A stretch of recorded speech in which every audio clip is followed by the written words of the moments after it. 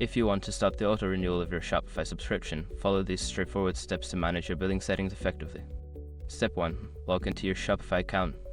Access your Shopify account by visiting the Shopify website and entering your login credentials. Make sure you are using the correct store if you manage multiple stores. Step 2. Navigate to billing settings.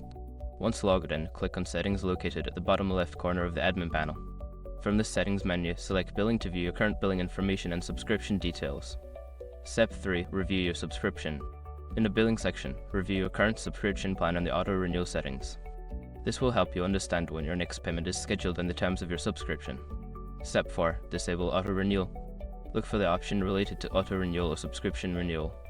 Depending on your plan, you may find a toggle or button to disable auto-renewal. Click on it to turn off the automatic renewal feature. Step 5. Confirm changes. After disabling auto-renewal, ensure you receive a confirmation message or email indicating that your changes have been saved. Double-check your billing settings to confirm that auto-renewal is indeed turned off. By following these steps, you can successfully stop the auto-renewal of your Shopify subscription.